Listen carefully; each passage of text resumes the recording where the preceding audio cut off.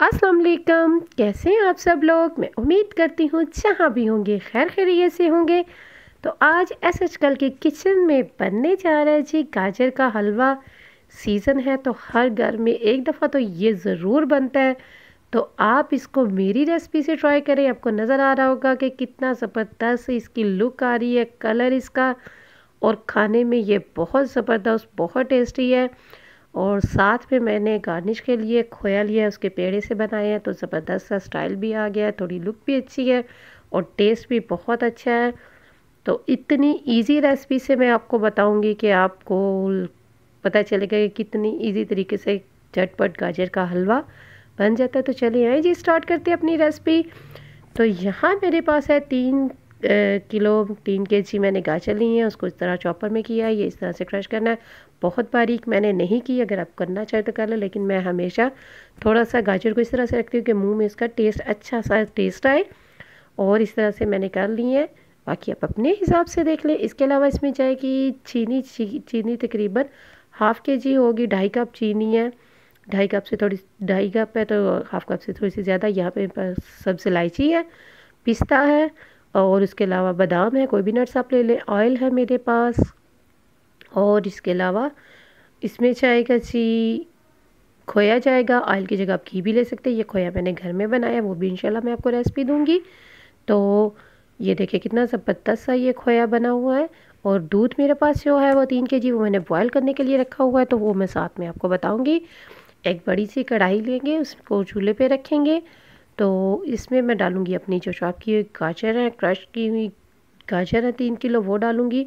और इसको मैं थोड़ी देर के लिए रख दूंगी। मैं बिल्कुल डायरेक्ट इसमें दूध नहीं डालूंगी जब तक ये थोड़ी सी सॉफ्ट नहीं होगी। अगर आप इसको डायरेक्ट दूध डालेंगे तो दूध में जो थोड़ी सी जो ऑयली सा होता है दूध, तो वो थोड़ी सी गाजर को हार्ड करता है। तो आप प्लीज़ कोशिश करें पहले थोड़ी देर के लिए, आप आधा घंटे के लिए गाजर का जो पानी है उसी में उसको थोड़ी सी ये देखें सॉफ्ट कर लें। तो ये इसलिए जल्दी बनेगी। अगर गाजर को आप उसी के पानी में थोड़ी सी सॉफ्ट करेंगे तो बहुत जल्दी बनेगी। और अब इसमें हम करेंगे दूध ऐड करेंगे। 3 केजी में मैंने 3 केजी ही दूध डाला है, कम ज़्यादा आप कर सकते हैं। और इसके अलावा इसमें जैसे ही दूध मेरा थोड़ा सा ड्राई होगा, आपको नज़र आ रहा होगा, थोड़ी स्लो फ्लेम पे इसको रखें, बहुत तेज़ आंच पे ना रखें। अब जब दूध डालें तो थोड़ा सा तेज़ कर लें, इसको अच्छे से मिक्स करें। और ये बिल्कुल हमने इसका दूध ड्राई करना है, और गाजरें जब अच्छे से बिल्कुल सॉफ्ट और गल जाएं और दूध ड्राई होगा तो तब ये होगा रेडी। ये देखें जी, आपको नज़र आ रहा होगा दूध काफ़ी इसका जो ड्राई हुआ। तो इस स्टेज पे मैं इसमें डालूँगी चीनी। 2.5 कप मैंने चीनी डाली है, कम ज़्यादा आप कर सकते हैं। गाजर की वो स्वीटनेस के हिसाब से आपने इसको कम ज़्यादा करना है।